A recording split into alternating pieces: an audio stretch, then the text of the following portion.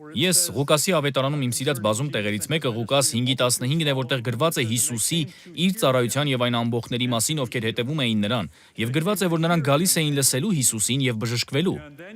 Մարդիկ գալիս էին լսելու Հիսուսին եւ բժշկվելու, իսկ Դանիելը եւ Քարլին ավելի վաղ ասում էին, եթե մենք հասկանում ենք մի բան, դեռ չի նշանակում, որ արդեն ունենք դա, եւ մենք մի շաբաթ ունենք,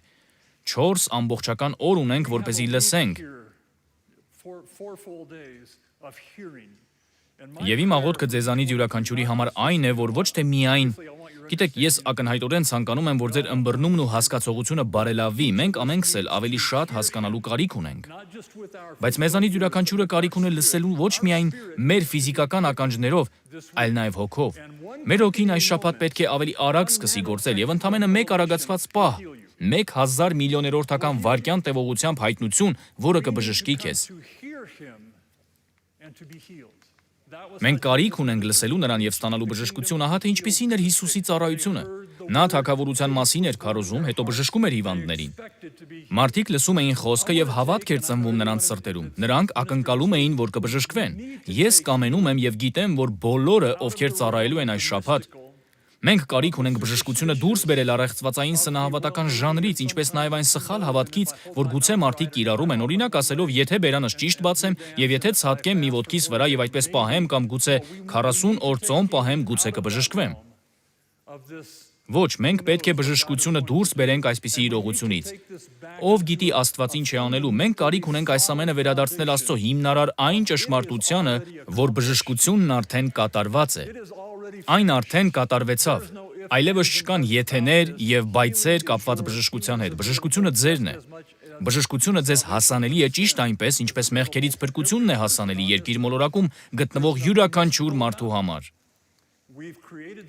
Այստեղ առեղծվածային ոչինչ չկա։ Մենք որոշակի առեղծված ենք ստեղծել սրա շուրջ որոշ սնահավատություններ, բայց մենք կամենում ենք այդ ամենից ձերբազատվել։ Գիտեք այն պահերին, որ ես ձեզ հետ անց եմ կացնում այս առավոտ, ես վերստին կվերադառնամ սրան այս երեկո։ Հազիվ եմ կարողանում սպասել, ես փորձում եմ չքարոզել ձեզ այսօր երեկոյան արվելիք քարոզս, ուստի անպայման եկեք երեկոյան եւս։ Բայց այդուհանդերձ որոշ բաներ ցանկանում եմ ասել։ Եթե ձեզանից ոմանք նշումներ են անում, իսկ ես հույս ունեմ, որ անում եք, ապա ես ձեզ որոշ տեղեր եմ տալու, որոնք պետք է նշեք ձեզ մոտ շատ լավ։ Եվ այսպես, եթե նշելու եք, ապա բացեք Մարկոսի ավետարանի 2-րդ գլուխը։ Ինձ մոտ Աստվածաշնչի King James-ի տարբերակն է։ Իմ գրառումներն ընթերցելիս ես օգտվում եմ King James թարգմանությունից։ Իմացեք այդ մասին, լավ, շատ լավ։ Ես տեղափոխման ժամանակահատվածում եմ գտնվում, շատ լավ։ Եվ այսպես Մարկոսի ավետարան 2-րդ գլուխ 1-ից մինչև 12-րդ խոսք։ Եվ դարձյալ մտավ Կափառնայում մի քանի օրից հետո եւ լսվեց, թե տանն է, եւ շուտով շատ մարդիկ ժողովեցին, մինչև որ տեղ չկար եւ ոչ էլ դռան մոտ, եւ նա խոսում էր նրանց Աստծո խոսքը։ Ահա նախ խոսքի քարոզը, խոսքի լսելը, եւ գալիս էին նրա մոտ եւ մի անդամալուծ էին բերում 4 մարդով վեր առած, եւ երբ որ չկարողացան մոտենալ նրան ամբոխի պատճառով, այն տան ծածկը քանդեցին։ Ուստի կարող եք պատկերացնել, թե ինչպես էին նրանք ամբոխի միջով անցնում, որպեսզի տանիքի միջով ճանապարհ բացեին, եւ սկսում են քանդել տանիքը։ Ծածկը քանդեցին, ուր էր Հիսուսը, եւ ծակ բանալով իջեցրին մահիճը, որի վրա պառկած էր անդամալույծը։ Հիսուսն էլ նրանց հավատքը տեսնելով, այստեղ մի ամբողջական ուղերձ կա։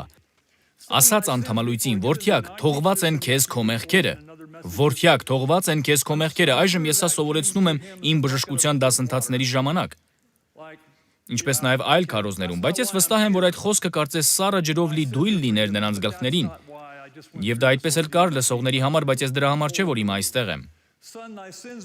Իմ մեղքերը ներված են, բայց դա չէ պատճառը, որ ես տանիքի նեղանցքից անցնելու փորձությունն անցա։ Որդյակ, թողված են քեզ քո մեղքերը, եւ դպիրներից ոմանք այնտեղ նստած էին եւ իրենց սրտերում միտք էին անում. ինչու համար սա այսպես հայհոյություններ է անում։ Ով կարող է մեղք թողել, եթե ոչ մեկը Աստված։ Եվ Հիսուսը իր հոգու մեջ շուտով իմացավ, թե իրենց սրտում այսպես էին միտք անում, եւ ասաց նրանց. ինչու եք ձեր սրտերում այդ բաները մտածում։ Որն է հեշտ անդամալույծին ասել թողված են քեզ քո մեղքերը, կամ ասել վեր կաց քո մահիճն առ եւ ման եկ։ Շատ լավ, եկեք շատ արագ հարցում անենք, այսօրվա եկեղեցում որն է ավելի հեշտ ասելը, քո մեղքերը ներված են։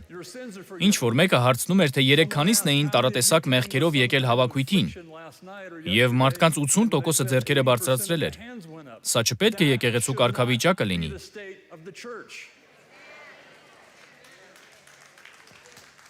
Հակոբոսի 5-րդ գլխում հարց է հնչում. կան ձեր մեջ հիվանդներ։ Կարծես թե դա բացառություն պետք է լիներ, իսկ այսօր Հարցը հետևյալն է. կան մարդիկ, ովքեր հիվանդ չեն։ Քրիստոսի մարմնում եկեղեցում ինչ-որ բան սխալ է եւ մենք այդպես էլ չենք հասկացել, թե խաչի վրա ինչն ավարտին հասցրեց Քրիստոսը։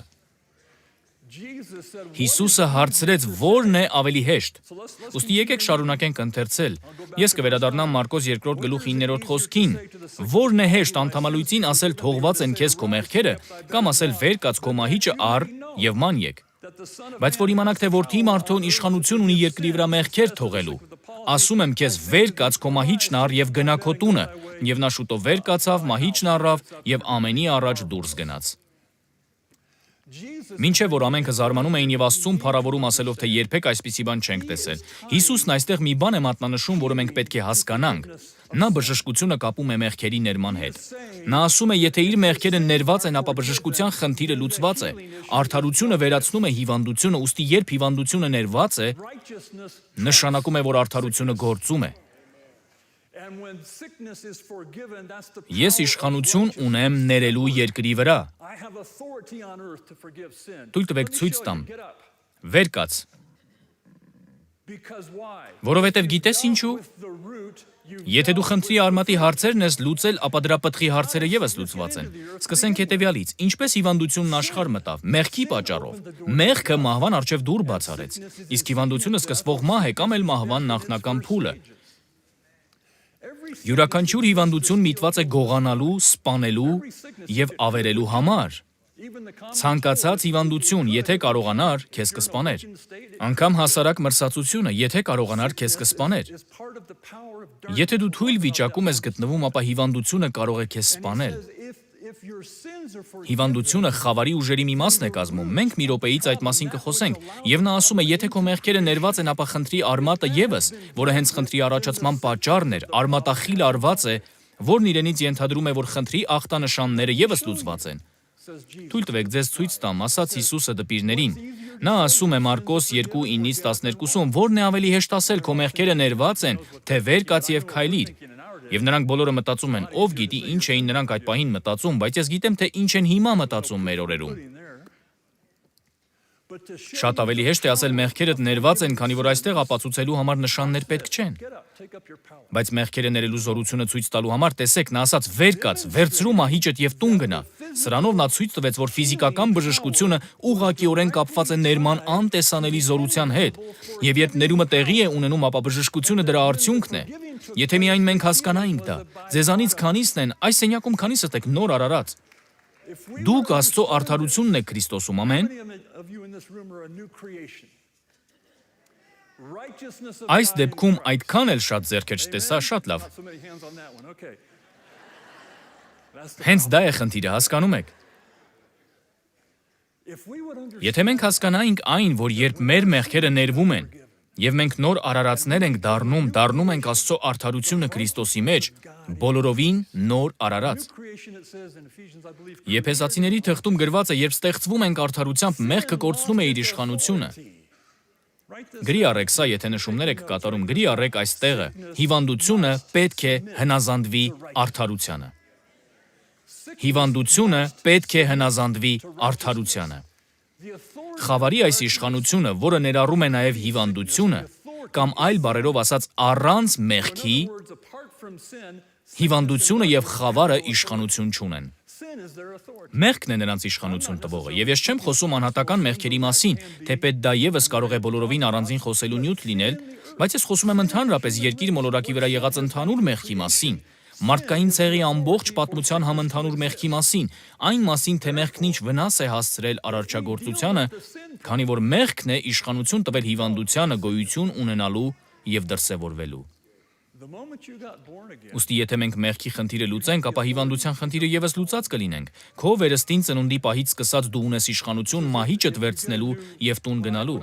Սա նման է այն բանին, երբ դու ձեռք ես բերում մի նոր, ասում են, որ ես դիրքերս փոխել եմ։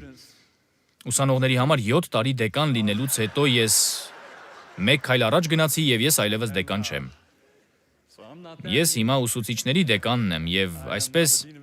ամեն դեպքում ես դարձյալ սպասում եմ նորանոր մարտահրավերների եւ հնարավորությունների մի նոր տարվա, որը զորավոր է լինելու։ Բայց ուսանողների դեկան լինելով եւ անելով ուսանողների դեկանի աշխատանքը ես ձեռք բերեցի կայանատեղի, որը շատ կարևոր ձեռքբերում էր։ Իմ կայանատեղին ես միանգամից դուրս եմ գալիս մուտքի դռան մոտ։ Առաջին մեքենան է, որ դռան մոտ է հենց, դա իմ տեղն է, համար 77 կայանատեղին, օրհնյալ թիվ է, չէ՞։ Աշխատանքի հետ միասին ես ձեռք բերեցի նաև ավտոկայանատեղի։ Ինձ հետևողներ կան։ Ներման հետ նաև բժշկություն եկավ։ Հիմա գիտեք, թե ինչն է ինձ վշտացնում։ Ես բավականին հանգիստ մարդ եմ էությամբ։ Ես շփվող եմ, ջերմ եմ եւ ընկերական, բայց երբ ես վարում եմ մեքենաս դեպի ավտոկայանատեղիս,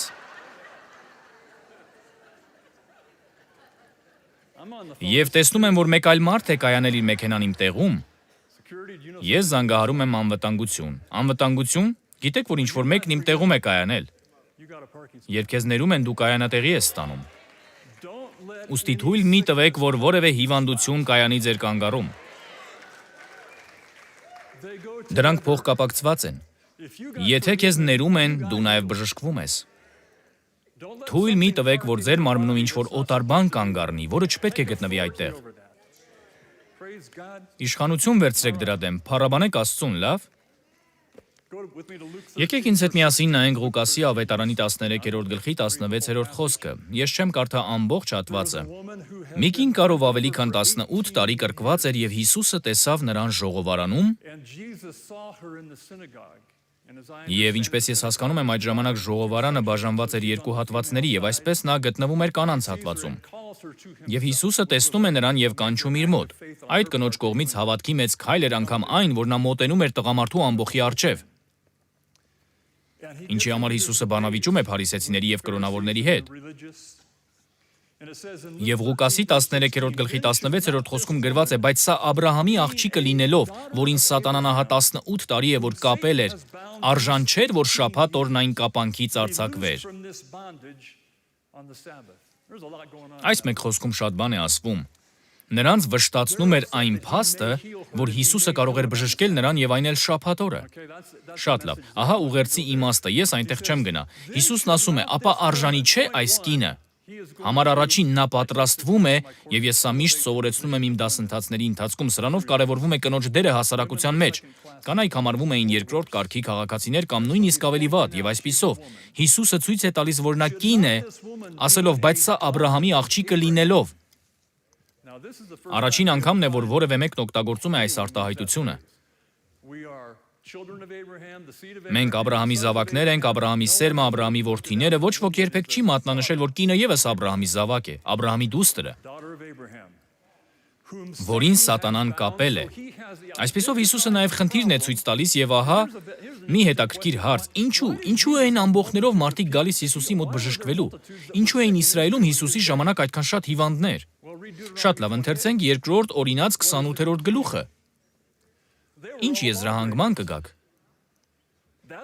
Նրանք բոլորն էլ օրենքը խախտողներ էին։ Ահա թե ինչու այդքան շատ հիվանդներ կային։ Եթե նրանք ուշադիր լսեին Աստծո ձայնին, ապա հիվանդ չէին լինի, բայց նրանք չէին լսում եւ դրա համար էլ այս տարատեսակ հիվանդությունները գոյություն ունեին Իսրայելում։ Իսկ դուք պետք է այդպիսի եզրահանգման գաք, քանի որ նրանք խախտում էին օրենքը։ Մովսեսի օրենքը։ Բայց միևնույն ժամանակ այդ խախտումը չէր արգելում, որ Հիսուսը բժշկեր բոլոր նրանց, ովքեր իր մոտ էին գալիս։ Թույլ տվեք հետևյալն ասել. մենք շատերս ենք լսել այս վկայությունները մարդկանցից, ովքեր ամուր հիմք են կառուցել Աստծո խոսքի վրա, այնքան ամուր, որ երբ փոթորիկները գալիս են, նրանք ունենում են խոսք, որից կարող են կարճել, որի վրա կարող են կանգնել, ամուր բռնվել, հռչակել։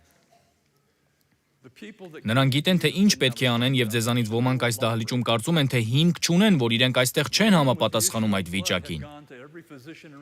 Ասում եմ ձեզ, որ ձեզ համար շնորհք կա հենց հիմա։ Բոլոր այն մարդիկ, ովքեր Հիսուսի մոտ էին գալիս, չունեին ոչ մի ամուր հիմք, այլ օրինախախտներ էին։ Արյունահոսությամբ տառապող կինը էլ բժիշկ չէր թողել, որին դիմաց չլիներ, ծախսելով իր ողջ կարողությունը բժիշկների վրա։ Հիսուսը չվիրավորվեց։ Ձեզ համար շնորհք կա, անկախ այն բանից ուժեղ հիմք ունեք, թե ոչ, բժշկությունը ձեզ համար է, քանի որ եթե դուք արդեն ներված եք, ապա արդեն իսկ բժշկված եք, փառք Տիրոջը։ Եվ այսպես Հիսուսը վերաբերվում է նրան որպես Աբրահամի դստեր եւ ասում է. բայց սա Աբրահամի աղջիկը լինելով, ինչ է սա նշանակում։ Այլ կերպ ասած, ուխտ գոյություն ունի, որին նախորդում է օրենքը, բայց կա մեկ այլ շատ ավելի լավ հիմք, որի վրա նոր ուխտի ծնունդն է հիմնված։ Մենք Աբրահամի սերունդն ենք, Աբրահամի սերմերը, մենք օրհնված ենք։ Հիսուսը չէր անդրադառնում օրենքի ուխտին եւ նկարագրում էր այդ կնոջ վիճակը։ Նա նրան տանում էր դեպի Աբրահամի ուխտը եւ նրան վերաբերվում էր որպես Աբրահամի ուխտի անդամ եւ այդ խոստման ժառանգորդ։ Նա նույնիսկ չէր մատնանշում այն փաստը, որ այդ կինը կրկված ու խոնարհված էր եւ դիվական ուժերի գերի էր դարձել հենց օրենքի պատճառով։ Նա դրան չէր անդրադառնում։ Մարդիկ, ձեզ համար շնորհք կա։ Նա անդրադառնում է ավելի լավ մի ուխտի եւ այդ ուխտի մասին խոսելիս ասում է. բայց սա Աբրահամի աղջիկը լինելով, որին սատանան ահա 18 տարի է որ կապել էր։ Օրենքի պատճառով նա կարող էր ասել, որ օրենքի պատճառով է, որ 18 տարի է ինչ այս կինը կապված է, բայց նա Աբրահամի դուստր է։ Օրենքից ավելի լավ մի բան կա։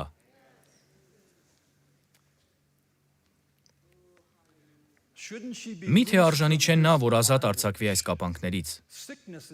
Աստվածաշնչում երբեք չես գտնի մի տեղ, որտեղ հիվանդությունն օրհնություն է համարվում։ Այն միշտ համարվում է անեծք եւ երբեք չի ընկալվել որպես օրհնություն։ Միթե արժան չէ, որ Աբրահամի այս դուստրը ազատ արձակվի այս կապանքից շաբաթ օրը, գրի առեք, սա եթե նշումներ եք անում,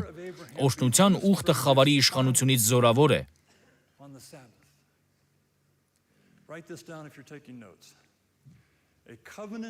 Օրհնության ուխտը, Աբրահամի ուխտը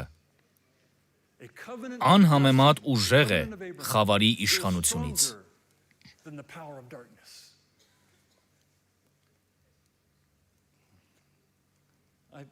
Այս միտքն առաջացավ իմ գլխում մի քանի օր առաջ եւ ես այն գրի առա իմ Facebook-յան էջերից մեկում, երբ մեղքի զորությունը կոտրվեց եւ մեղքից ազատ կյանքը հասանելի դարձավ մարդկությանը Հիսուսի մեջ հավատքով, հիվանդությունը կորցրեց իր իշխանությունը։ Թույլ տվեք կրկին ասել, երբ մեղքի զորությունը խաչի վրա կործանվեց եւ մեղքից ազատ կյանքը հասանելի դարձավ մարդկությանը, հիվանդությունը կորցրեց իր զորությունը։ Ձեզանից քանիսն են վերապրել մեղքից ազատ կյանքը։ Այստեղ որոշակի երկմտություն կա։ Արդյոք գիտեիք, որ եթե դուք արդարացված եք Հիսուսի արյունով եւ հավատում եք այդ արյանը, ապա ձեր գիտակցությունը ազատ է մեղքից։ Դուք մեղքից ազատ գիտակցություն ունեք։ Դուք չպետք է մեղք գործեք։ Մեղք մի գործեք։ Մի գնացեք այդտեղ։ Դուք գուցե ունեք անցյալ, ես ունեմ անցյալ, բոլորն էլ ունեն անցյալ։ Քո անցյալը քեզ չի բուժելու։ Այլ մեղքից ազատ լինելն է քեզ բժշկություն բերելու։ Հասկացեք, որ երբ ձեզ ներում են, դուք կայանելու տեղ եք ձեռք բերում։ Դուք բժշկվում եք։ Բժշկությունը ձերն է, եթե դուք ուխտի մեջ եք, ավելի լավ ուխտի, քան օրենքի ուխտն է, եւ բոլորն այս սենյակում ունեն այդ ուխտը։ Մենք, նախ եւ առաջ մենք երբեք չենք եղել ուխտի տակ։ Մենք Աբրահամի զավակներն ենք։ Դրանից ավելի լավ բան է այն, որ մենք նոր արարած ենք։ Մենք ավելի լավ ուխտ ունենք, որը հիմնված է ավելի լավ խոստումների վրա։ Եվ այս խոստումները տրվել են մեզ, որպեսզի օգնեն մեզ խուսափելու այն անբարոյականությունից, որն այս աշխարհում է անառակ ագահության պատճառով։ Մենք շատ ավելի լավ խոստում ունենք, մենք շատ ավելի լավ ուխտ ունենք եւ այսպես օրհնության ուխտն ավելի զորավոր է, քան խավարի իշխանությունը։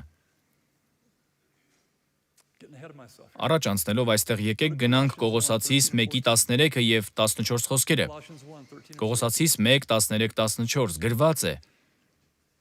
Ես շատ եմ սիրում այս խոսքը, գրված է, որ փրկեց մեզ խավարի իշխանությունից եւ փոխադրեց մեզ։ Իմ ձեռքում նոր King James թարգմանությունն է։ Այդպես է նաև թարգմանված King James-ի տարբերակում եւ փոխադրեց մեզ իր սիրելի որդու արքայության մեջ, որի ձեռքով ունենք փրկություն նրա արյունով մեղքերի թողությունը։ Մենք արդեն քննարկել ենք, թե ինչ է կատարվում, երբ մեր մեղքերը ներվում են։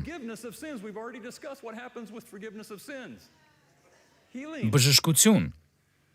Թույլ տվեք կրկնել, մենք ներված ենք մեր մեղքերից։ Մենք փրկված ենք նրա շնորհիվ։ Հիմա մենք նրան ենք պատկանում եւ ընդունվել ենք նրա ընտանիք։ Մենք ազատ ենք արձակվել խավարի իշխանությունից եւ փոխադրվել ենք նոր արքայություն։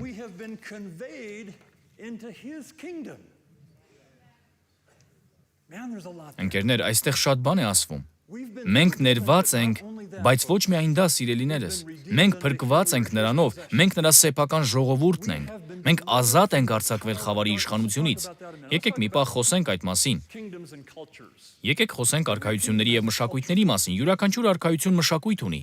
Խավարի արքայությունը եւս մշակույթ ունի։ Աստծո արքայությունը եւս մշակույթ ունի։ Մենք տարիներ շարունակ միսիայի մեջ ենք եղել Հարավային Ամերիկայում, մեծապես Չիլիում։ Մոտավորապես 12 տարի միսիոներություն ենք արել Չիլիում, եւ երբ ես գնացի Չիլի, ես ընտանիքիս էլ տարա ինձ հետ։ Մենք գնացինք այնտեղ եւ իմ նպատակն էր ինտեգրվել Չիլիի մշակույթի մեջ։ Կամ այլ կերպ ասած, ես ցանկանում էի նրանց նմանվել, որովհետեւ ցանկանում էի նրանց օգնության ձեռք մեկնել։ Եվ այսպիսով մենք տարիներ անցկացրեցինք Չիլիում եւ սովորեցինք այդ ընթացքում նրանց մշակույթը։ Ես ստիպված էի որոշակի փոփոխություններ անել իմ կենցաղում, քանի որ մեր մշակույթները տարբեր էին։ Ես պետք է հարմարվեի մեքենա վարելու իրենց կանոններին, ես պետք է սովորեի շատ ագրեսիվ լինել։ Ինձ դա դուր էր գալիս։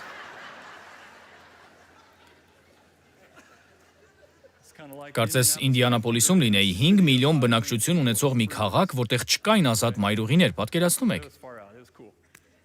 Դա կարծես իրականությունից դուրս տեղ լիներ, միևնույն ժամանակ հաճելի էր։ Ես պետք է սովորեի ինչպես փողոց կտրել անցնել եւ կենդանի մնալ, պատկերացնում եք։ Կարծես ամերիկյան նինդզյա զինվոր լինեի, ես ստիպված էի սովորել այդ մշակույթը։ Ես պետք է վարժվեի նրանց խոհանոցին եւ հարմարվեի իրենց ուտելիքին։ Բայց ո՞րն էր այն ամենակարևոր բանը մշակույթի մեջ, որ մարդ պետք է յուրացնի։ Լեզուն։